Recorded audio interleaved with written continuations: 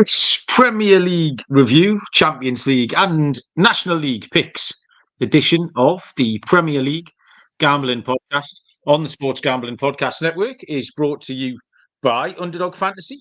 Sign up with the promo code PLGP to score up to $1,000 in bonus cash. We're also brought to you by Rhythm. Get your 7-day free trial today by going to sportsgamblingpodcast.com/RITHMM.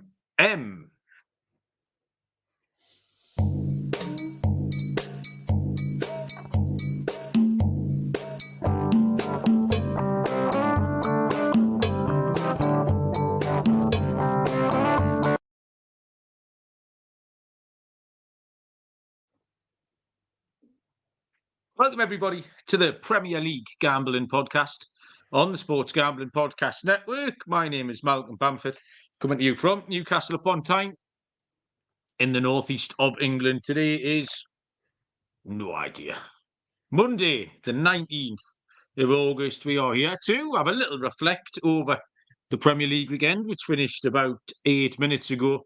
And we've got some Champions League qualifiers and some National League picks this week. Joining us, I think he's just been through booking the works Christmas party. 2 weeks up that tower in Dubai, Baz, with another £16 in there. Mr. Barry Penaluna, how you doing? I'm all right, Malcolm. How are you? Moaning I'm again. all right. Moaning. I'm Never not moaning, no. stop moaning. Between all the lads in the chat here, been having a lovely chat here. Waiting I on don't you. know if you realise, like, this, obviously it's a football podcast. We talk about the football that's going on. So I've been watching the football and I thought, everybody else would have been watching the football and, need 5 minutes to go and, get themselves sorted out before they're ready for the stream. That was all. I mean, once again, we're actually, 24 hours late once again because you couldn't do a Sunday night again. So I take no responsibility for these 3 or 4 minute no-shows due to watching football. What was your excuse? Where were you last night? I was out. Out where? There you go. I was hungover and I was out as well. But I knew I'd be hungover. That's the thing. I get my days booked in early. So on Saturday, we've got a big banner at the top of our YouTube page. That big banner says Wednesday and Sunday, 10 o'clock. And every week you change it. All right. So remember last Thursday when we recorded, because you were on the cricket on Wednesday? I told you I could have got back for the cricket. All right. Okay. So there you go. Home for 10. So, on Saturday, obviously, with it being the first weekend of the Premier League season, I watched Knaresborough Town reserves against Poole. And it was very good. I enjoyed it a lot.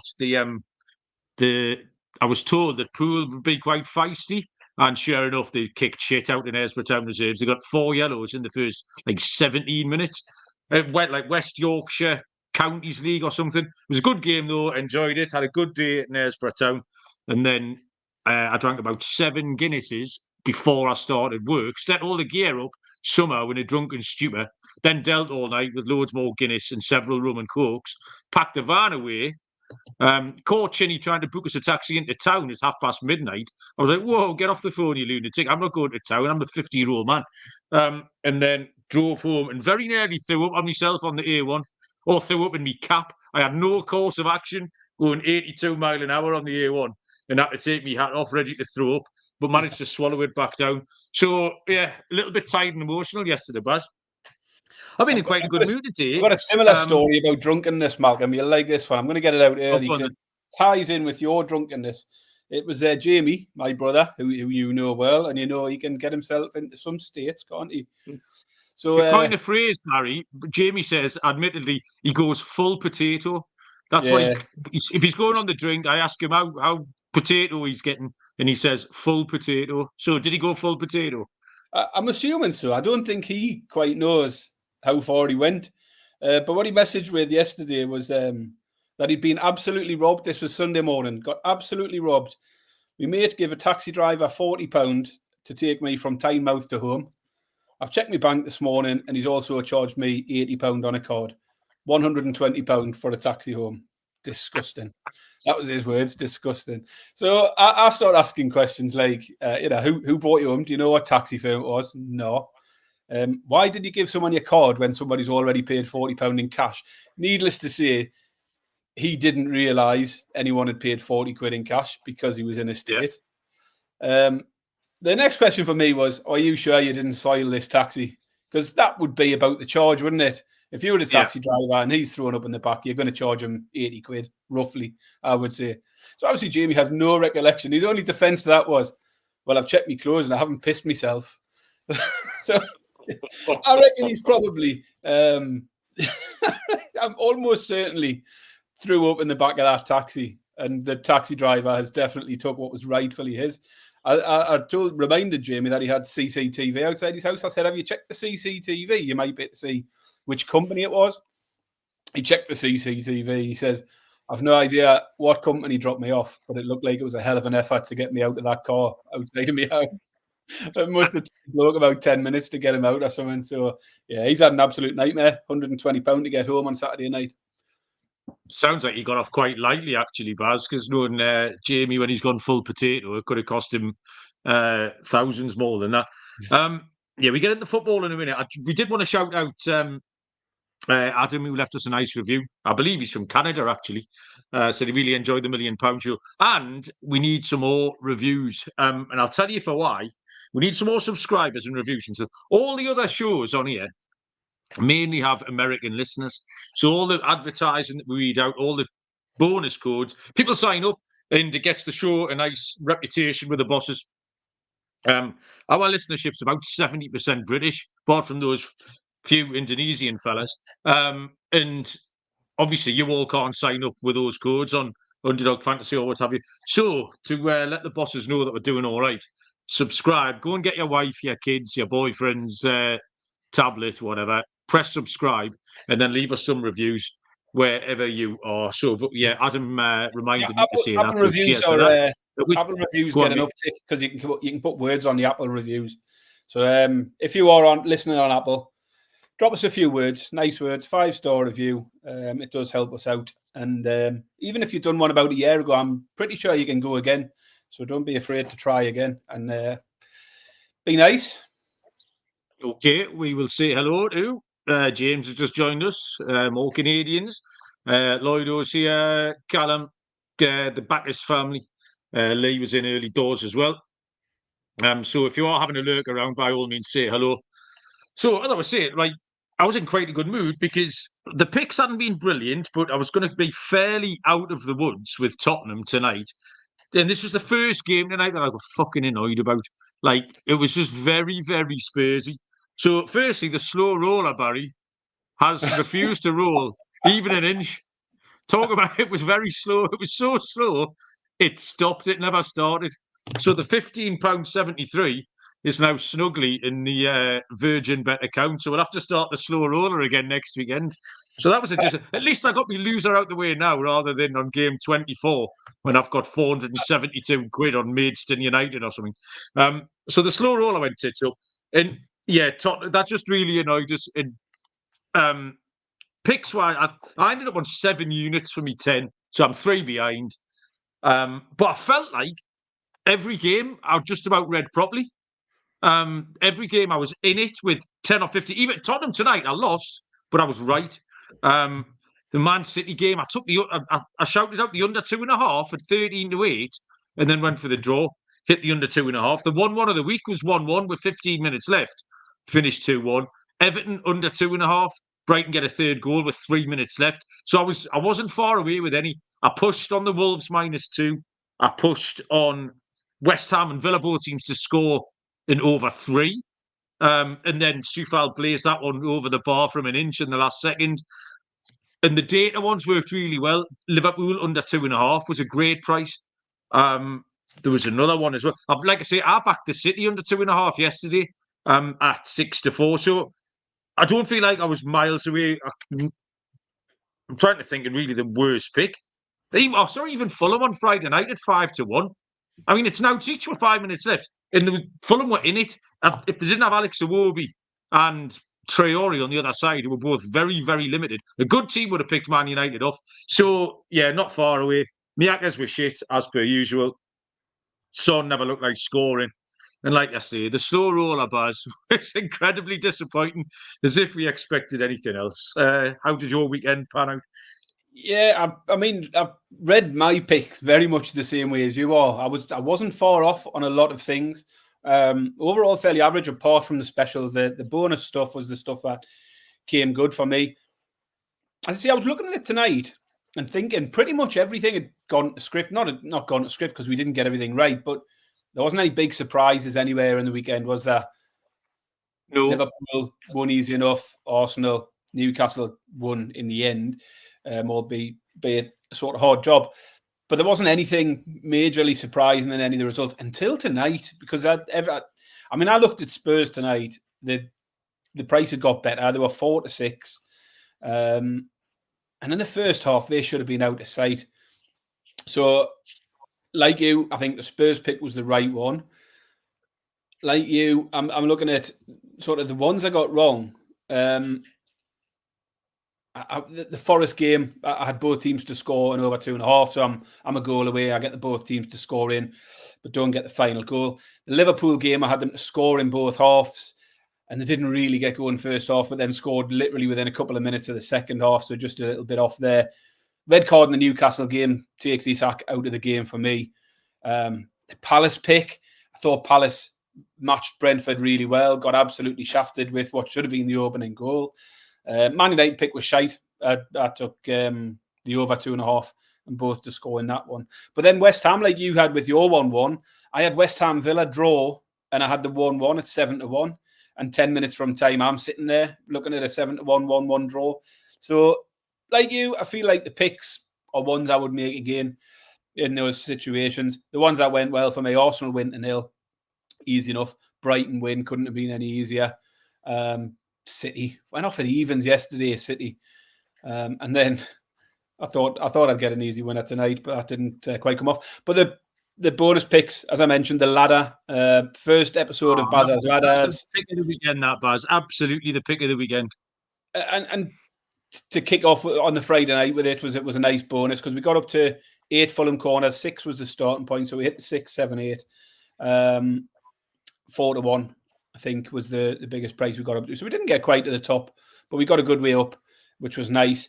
And the first corned beef pie Aka hit, tier 1 Aka. Hey, I had both teams to score in West Ham Villa, Bournemouth Forest, and was Bournemouth Forest, wasn't it? Brentford v Palace. So the both teams to score treble came in at about 3-1. I then had the same games for over 3.5 goals. That didn't get close. But yeah, hit an Aka, hit a ladder. That makes up for the losers, I think. I think overall, I've done okay out of the weekend. Fair enough. Yeah, that ladder was great on Friday night. So yeah, like I say, not too profitable a week, but I didn't feel like I was far away. I mean, I've had weekends where I've sat and lost and not even being close, but this wasn't one of them. Like, you mentioned, though, there was no shocks, really. It was quite a subdued weekend, Baz. You know, there was no outsiders won. The biggest price outsider, the only underdog winner were Aston Villa. And I don't know really why they were underdogs away at West Ham. There's Brentford v Palace, but Brentford were favourites, oddly enough, in that one. Brighton and Everton was a pick. Brighton didn't win as underdogs. 7 of the 10 games went under 2.5 goals, Baz. I mean, we said it's an overs league. We said, but I picked Liverpool at 7-4, Manchester City at 6-4 in those games. Newcastle would have been a ridiculous price, although that was slightly different circumstances. So yeah, interesting to see how that went. 6 of the 10 games went both teams to score no as well. Only 4 BTTSs. So that was one thing I noticed. Weekend, I mean, I noticed the 6 clean sheets. Where we finished last year, where there was very few in clean sheets at all. Plenty of clean sheets about this week. I've just seen in the chat, Callum mentioned Lopetegui putting out a shite team. I noticed that straight away, because I thought West Ham Villa would be quite an even match, and I looked at the lineup, and the reason I was quite big on West Ham, or at least them competing in that, was because I thought all of these new signings that brought in Fulkrug, Somerville, Wan-Bissaka, not one of them started. It was just last year's team again. Mikel Antonio mincing about up front. So that was a bit of an annoying one. The other thing I picked up on, you talked about being a little bit subdued. Not much controversy. I know there's a couple of big talking points, which I'm sure we'll get to. But what I did like is VAR didn't interfere very much this weekend. We didn't have any major VAR bollocks. And the handball, they're obviously taking a softer approach this year, which is what they've said. Kovacic had one in the Man City game where his arm was out here. Definitely one we don't want to see as a penalty, and one that we would have complained about because last year they would have give that. So it was nice to just see that brushed off, and straight away the review was like, no. And they pretty much left everything with the referee this week. There wasn't a huge amount of controversy on that front, which I suppose is quite refreshing. Didn't also notice, remember this time last year when they brought in we're going to chuck loads of added time in? Like everything was double figures, wasn't it, this time last year? Stoppage time. All weekend it was 3s and 4s and 5s. So has that just stopped now? Was that just a one season thing? Obviously tonight there was 9, but that was because there was a 5-minute stoppage. Yeah. But it got me thinking a little bit, why do we like change every year? We change something. Like the rules of football used to be a thing, didn't it? Change. It's like the rules of football have 4 new directives. And this year's directives are, and a new tournament as well, though, the Euros World Cup. The directives for this year's tournament are, we're going to do this, we're going to pulling in the box. The World Cup last time was pulling in the box, wasn't it? Everyone fucking got the shirt took. Everyone was getting 3 penalties a game. Yeah, it never used to be a thing, and now all of a sudden, every new season has to have 4 last year's thing was the added time, and there was a big thing about we're going to really clamp down on 2 managers stood in the box. That's not allowed. Yeah. And then that got forgotten about quickly. Like it all just gets forgotten about 3 months into the season. 2 players running towards the ref. That was the thing for about a week. Wolves had a man sent off on it for like 1 week. Everyone was what?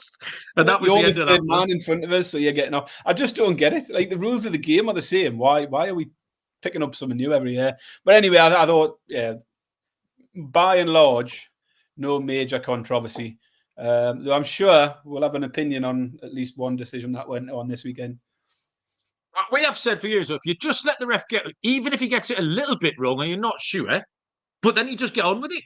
So no one, how many times have we sat and talked about football decisions after the event? Not loads, like ones that you remember, life-changing ones. Just doesn't happen. You just got on with it.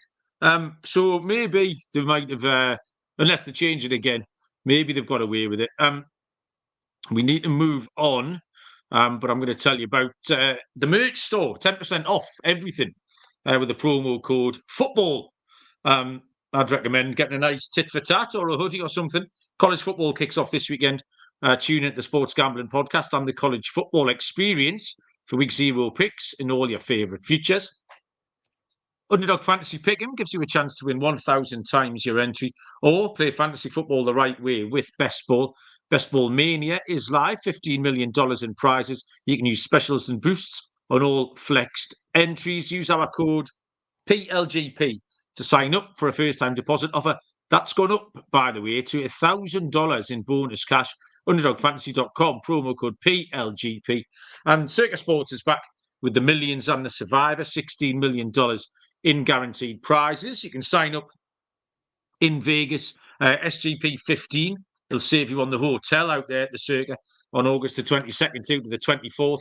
And when you sign up for the contests, you can use our proxy to play, proxy.footballcontest.com. We'll save you $50 with promo code SGP and a free hat. Get in. So while you were chatting on, Baz, you might have noticed me frantically ferreting through my world of jotters here. And what I was looking for, Barry, is the tit list.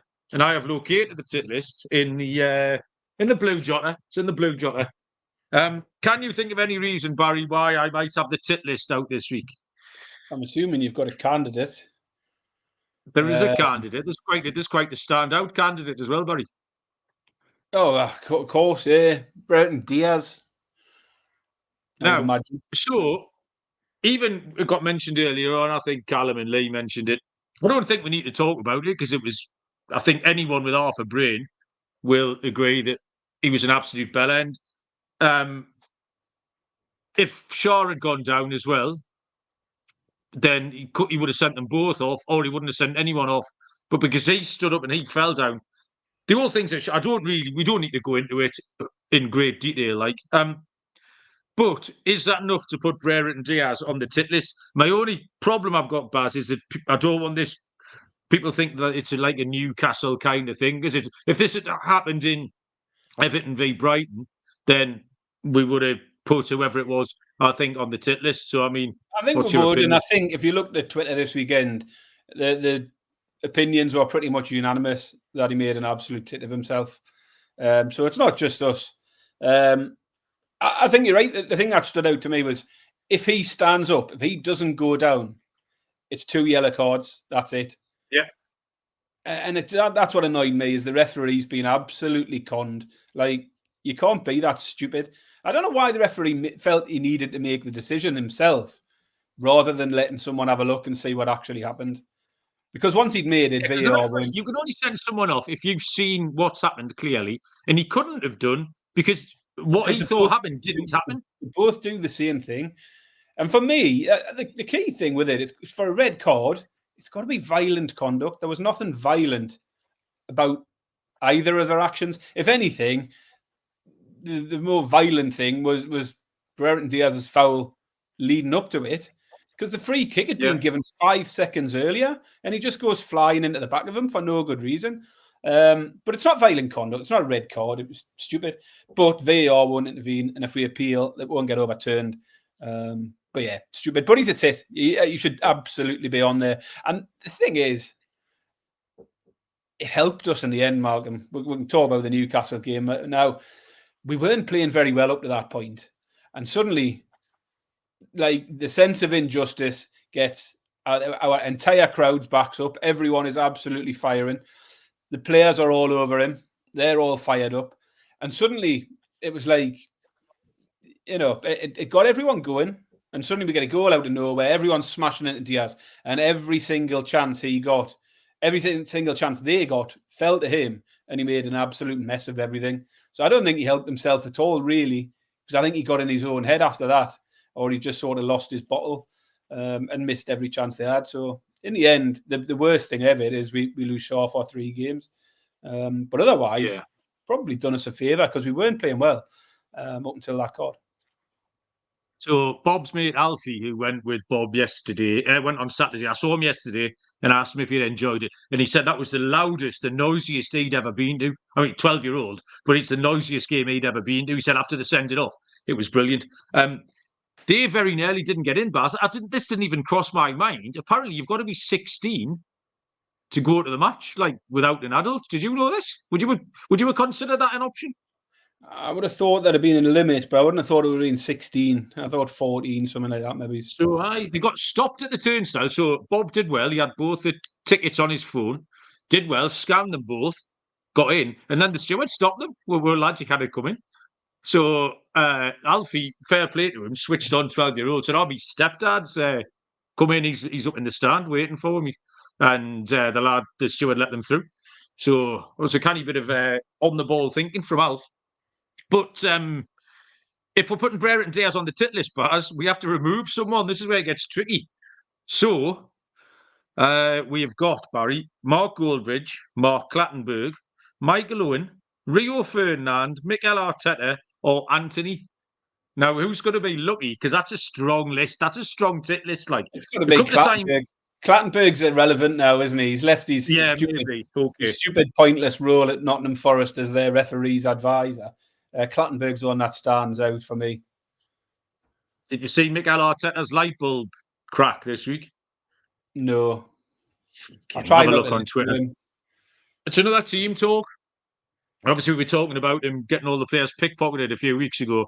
So he's got a light bulb and he's demonstrating how it only works if everything's connected and the whole team are connected. He's plugging stuff in. He's running wires around the dressing room like a Sparky.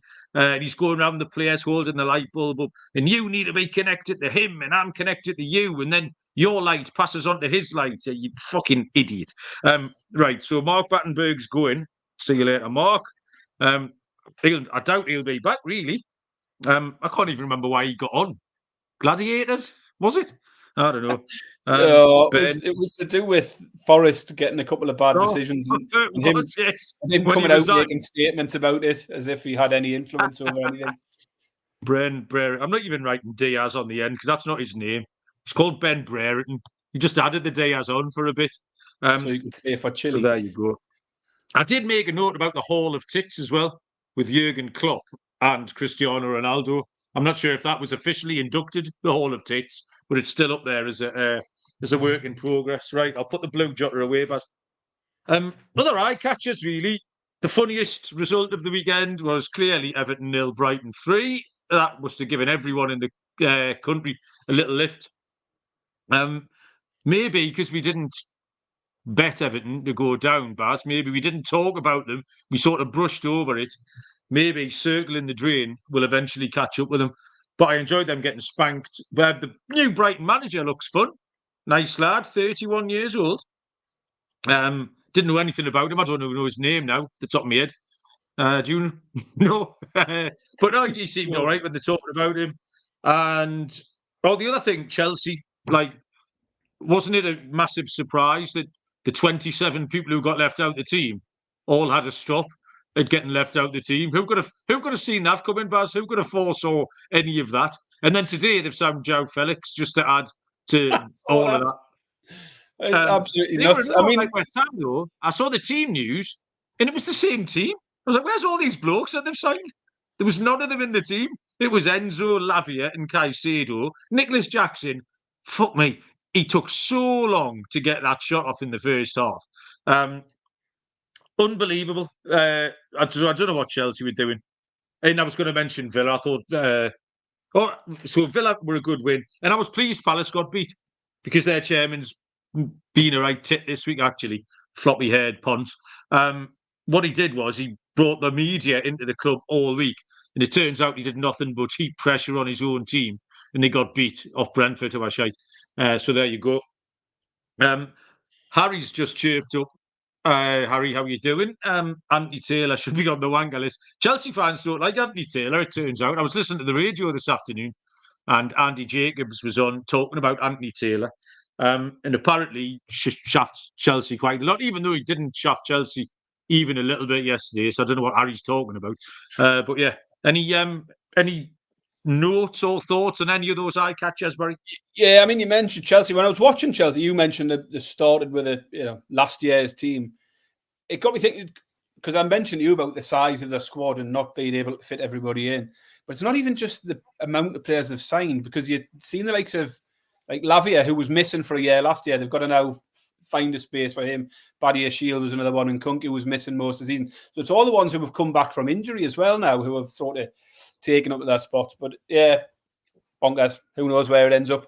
I thought Chelsea did okay. We didn't really learn anything about Chelsea yesterday. We're not learning anything in a game against Man City, who I thought were very good yesterday. Man City were at their sort of usual efficient best.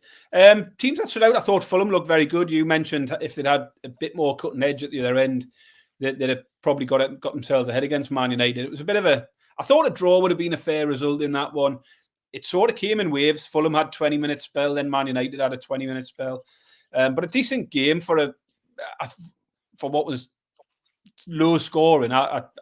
Maybe it was just a decent game because it was a proper game of football for the first time in a while. But I did enjoy having a Friday night watching football.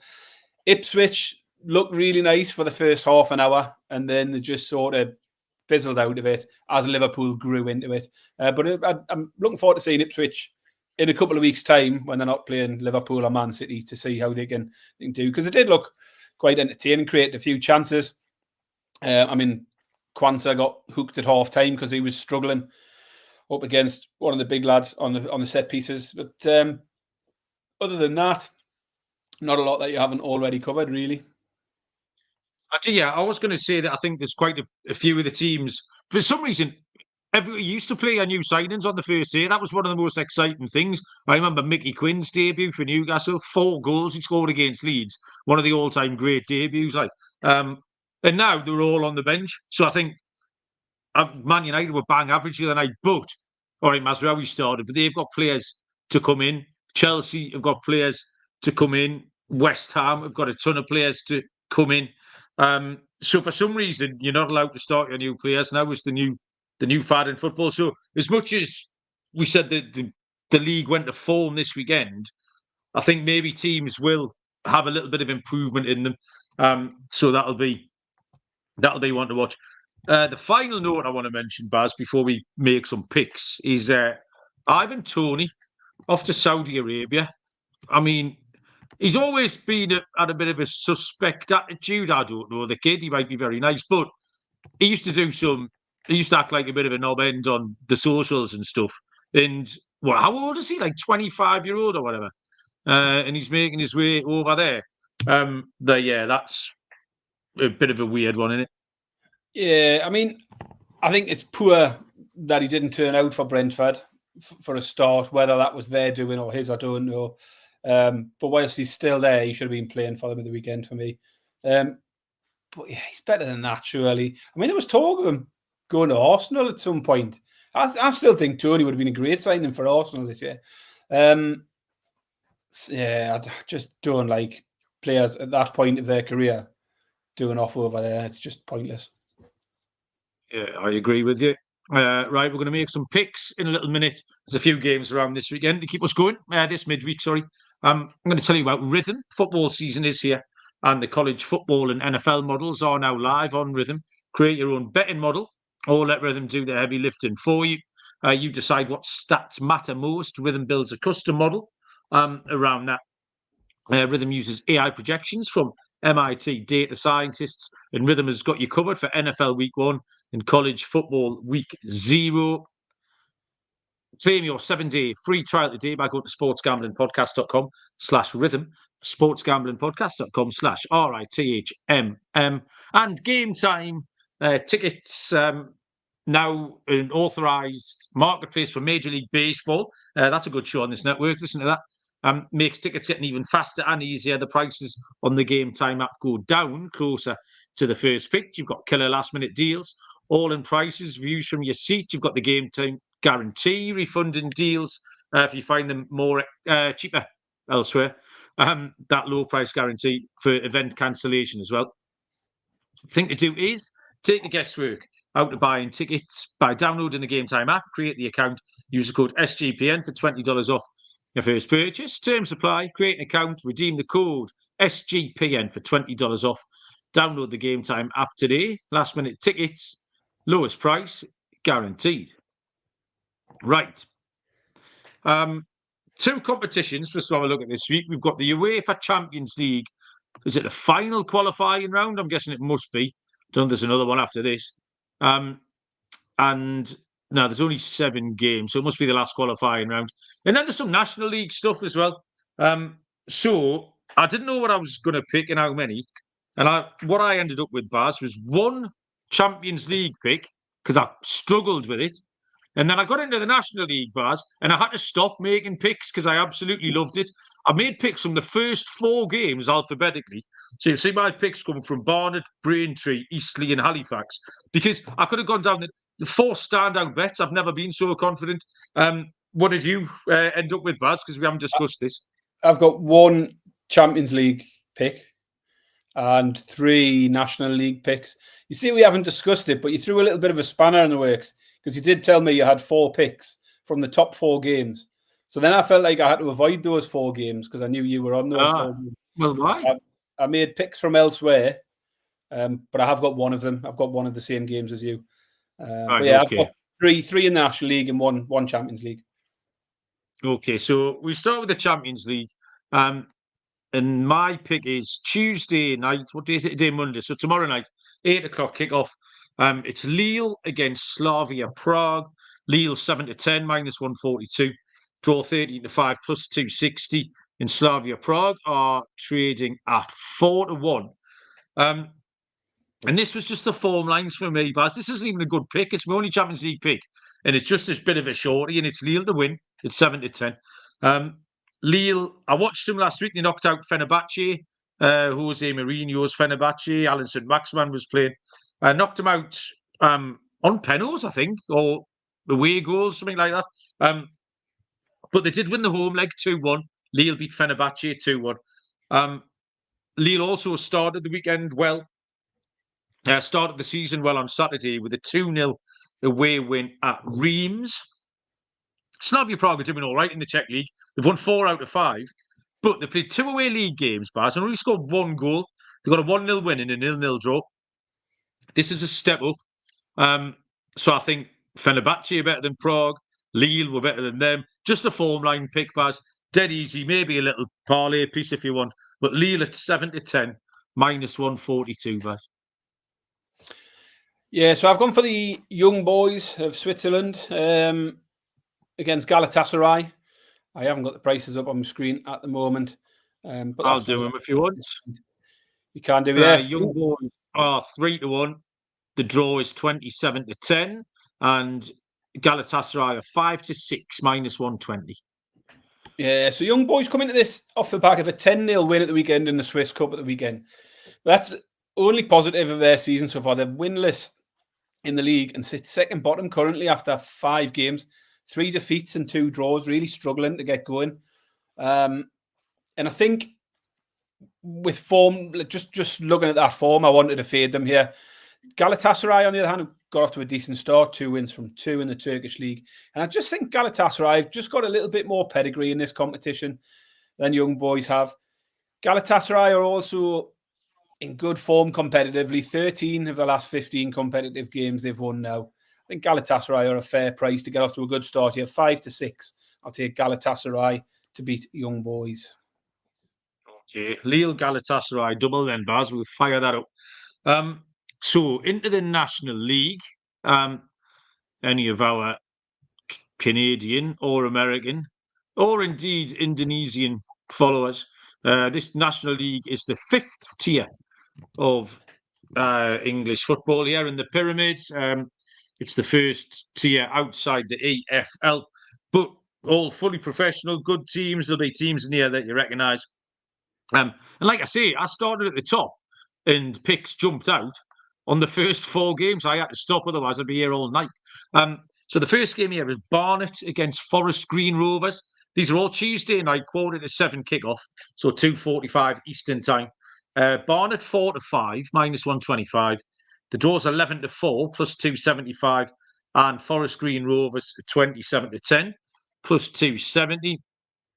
Barnet have played 2 away games. I didn't understand this. Barnet have played 2 away games, and Forest Green Rovers have played 2 away games, and Forest Green Rovers now have a 3rd away game. So I don't know why neither of these teams are allowed to play any home games. But anyway, Barnet won 1, lost 1. But it was Forest Green Rovers that caught my eye handicapping this game, Baz. 2 away games, like I say. They got a 3-3 draw at Aldershot, and then won 4-0 at Boston United at the weekend. Aldershot was the game of the weekend. Boston was last week. So that's 7 goals in the 2 away games that they've played. And they're a big price here. Big price outside is 27-10. Harry's straight in saying he likes goals. Both teams to score in over 2.5. I've got 3 angles here, Baz, for this one. Forest Green Rovers team total is 7-4, plus 175. Like I said, they've scored 3 and 4, so they can get 2 here. On the double chance market, draw or Forest Green Rovers is 19-20, minus 105. And the little goal scorer pick as well, Christian Doige. He's been around the scene for ages. He scored 3 goals in those 2 games. So the hot hand at the minute, he's 17-2, plus 850 to score first. 13-5, plus 260, anytime goal scorer. So if you're feeling a bit fruity, get on Christian Doige. Otherwise, it's a Forest Green Rovers team total. And I do like Forest Green on the double chance bet. 3 picks, is that right? 3 picks. 3 picks, yeah. 3 winning picks. Trifecta. I remember when I used to get slated for that, for coming out with multiple choices. And also remember when we had any kind of 2 picks, so that's 4 picks, Baz. Can you remember as well when you'd go mad whenever we put something that had a push involved, because that had 3 outcomes, and now you've just claimed 2 pushes at the weekend from your. You got away with that last week, because that used to be your thing. You used to moan about that all the time. So I'm glad Barry, things change. You know what I mean? People show growth and development. That's just this year's directive. That's this year's directive. Yeah, it was inside me silhouette. So play on. First one for me, you'll have the odds up there, Malcolm. I've gone for Oldham versus AFC Fylde. Oldham against Fylde are quite good, aren't the boss? I never got this far down the alphabet. Oldham are favourites, 9-10, -111. Draw 5-2, +250. Fylde 5-2, +250. Yeah, so Oldham, strong start, 2 wins, 4 goals scored, none conceded. AFC Fylde have got a win and a defeat, but the standout in their form was goals. They've scored 5, conceded 6 in just 2 games. I like the look of, you mentioned Fylde are good, but I like Oldham at 9-10. But I also like the overs at a similar price. I think there will be goals in this one. But where I've gone, there's a few things I liked, but I'm just putting out one pick for me. I'm going with the team total. It's Oldham over 1.5 at evens. And as I say, they've scored 4 in their 2 games anyway, but AFC Fylde haven't conceded 6 in there too. I just think the Oldham team total looks like the one. I think there'll be goals on both sides of it.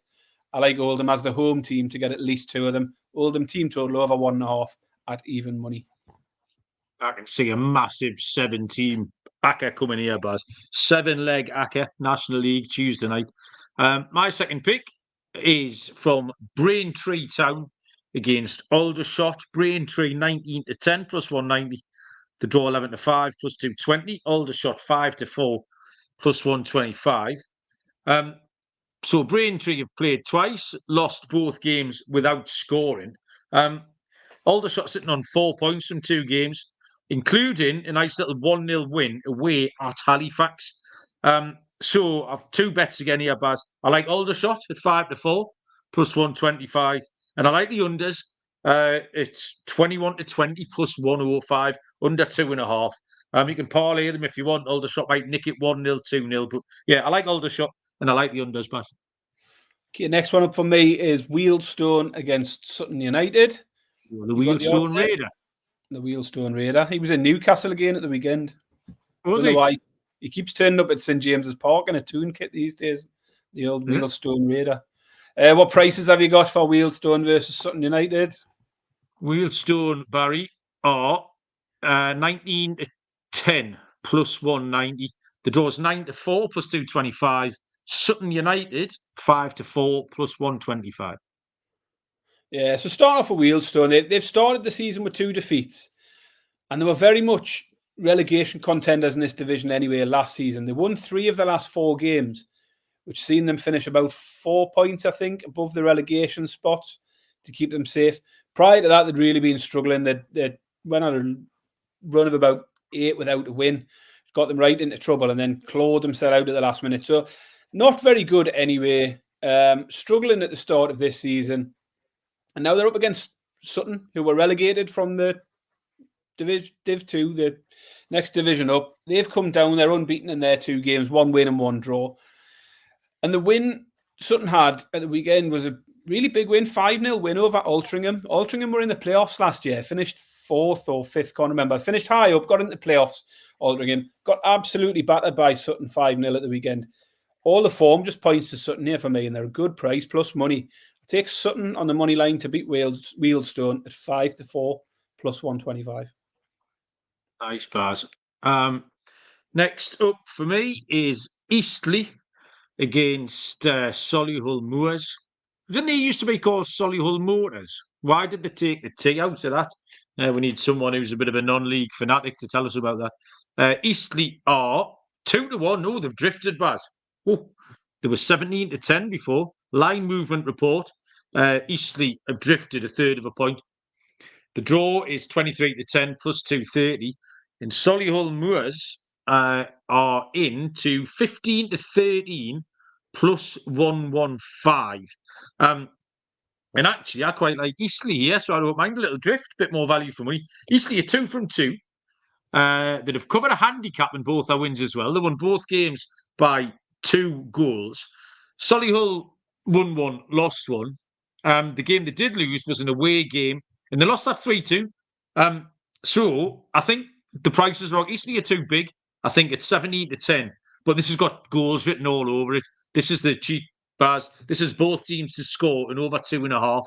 6-7, -116 for Eastleigh against Solihull Moors. Yeah, so you point out Solihull Moors. I've wrote them down in my notes as Solihull Motors. I hadn't even realised it changed. It was definitely Solihull Motors. By the way, Baz, that changed about 20 years ago. I tell you what it'll be. They'll have started off as a car factory, setting up a team, built their way up the leagues. And of course, industry's gone to shit these days, isn't it? The car factory's probably moved to Germany and they've took the T-Ant in a bit of a strop. That's going to be my guess. But I am on this game as well. It's the only one where I did cross with you. And I think we're on the same wavelength. The thing that stood out for me straight away was goals. Both sides have seen 8 goals in their 2 games so far. Eastleigh scored 6, conceded 2, and Solihull scored 4, conceded 4. So I like the look of goals anyway. The over 2.5 was a bit short at 4-6. But then I don't mind the way you've gone with it, but I thought if you want to pick a side to get 2 of them, then you've got Eastleigh at 11-8 to score 2 or more, and you've got Solihull at 10-11 to score 2 or more. Eastleigh are the home side. They've scored more, they've conceded less, and they're the bigger price. And I just think that's the best way to go. 11-8, Eastleigh over 1.5 team total, I think is a great bet. So that'll be my pick. Team total for Eastleigh over 1.5 at 11-8 plus 137. So we're kind of on the same page, Baz. I don't mind that. Solihull Motors, Baz, appear to have been wiped from history. We didn't imagine that, did we? Everything. Solihull Moors was formed in 2007. But Solihull Motors was absolutely a thing. But you can't find them. They've been wiped, like I say, from history. Right, finally, I've got one more pick, Baz, and actually this one is a bit more of a heart rule in the head pick. This one's a bit more local knowledge, Baz, because it involves Halifax and Gateshead. Halifax, it's 2-1. The draw 9-4. Gateshead 5-4 plus 125. We've talked about Gateshead quite a few times on the show in different competitions, and obviously Gateshead is 1 mile across the river here. For anyone who doesn't know, so I go to watch Gateshead a little bit. I know some of the people around the club and what have you, and they've been excellent. They lost their manager Ian Mike Williamson, went to MK Dons, but ex-Newcastle keeper and Republic of Ireland international Rob Elliott took over, and he's got them to just carry on to play really, really good football. They got chinned by the council last year. They weren't allowed to get promoted, and they've started really, really well. They've played beautifully in 2 wins, but on Saturday, Baz, Greg Ollie, who's a name who's been around the club for ages, really good footballer, big sporting family. Greg Ollie broke pretty much everything. His leg fell off after an absolute horror tackle. And there was a big break in play, got stretchered off, gas and air and all that malarkey. Gateshead invested a lot in overcoming that mentally, physically. It took a lot out of them. It was a big emotional win. And I just think here, for a second away trip in 4 days, having put all of that in on Saturday, I think I might just be a little bridge too far here. And plus the fact they're missing one of their best players now in Greg Ollie as well. So you take him out the team, plus all the other factors. Halifax, I just think might be a little bit of value at 2-1, Baz. So that's my reading into that. It was just a situation that came to my attention. Because that is a competitive league as well. Regardless, the fact you've won 2 games always makes me want to fade you. Because to win 3 in a row in that league's fucking tricky. It's like the championship. You just don't do it. So yeah, I just think Halifax might be a little touch on Tuesday, Baz. Yeah, nice. There's nothing else for me. I just had the 3 down in the National League. Solihull Motors didn't exist. We've both made that up in our own heads simultaneously. How can that be a thing? It's not. No, they definitely existed, Baz. Solihull Moors is because of a merger between Solihull Borough FC and Moor Green FC a few years ago. Solihull Motors played in the FA Cup and stuff, man, didn't they? I'm sure one in the comments, by the way, there is nothing anywhere on Google. There was a football team called Solihull Motors. Vauxhall Motors? Was that them? Could have been. There must be another This motor. is good. But that's bizarre that we both came up with that same error there at the same time. Big and Barry get old before your very eyes, everyone. It's like waiting for Godot. That's a bit of a highbrow reference for this bollocks, wasn't it? But Francis wants a midweek ladder pass. Have you got anything for him? Or no, you can't force these or things. I will definitely have one for the weekend. We'll save that for the main show. Bazza's ladders will be every week now on the main show. We'll find something for the weekend, so tune in later in the week for that. I'm not forcing ladders on the old National League. Lee, I don't know if Lee's trying to make us feel better, or he also believes that Solihull Motors existed, where Harry's just pissing himself laughing. He definitely doesn't think they did. Right, okay, Baz, what night are we going to do the Premier League picks? There's no game on Friday, so we can do it on Wednesday or Thursday. What does the banner say? Wednesday. Oh, actually, Baz, I've got a job on Thursday, so we'll have to do it on Wednesday. There you go. Wednesday's fine for me, I think. Yeah, we'll celebrate a few winners and kick off Wednesday, and yeah, that's it. Sorry, I'm too busy reading comments in the chat. Yeah, I will be back on TikTok live on Saturday. I did get back on the old TikTok game, so anyone who's into that sort of thing, you know where I am. Back on a Saturday morning before the games kick off and what have you.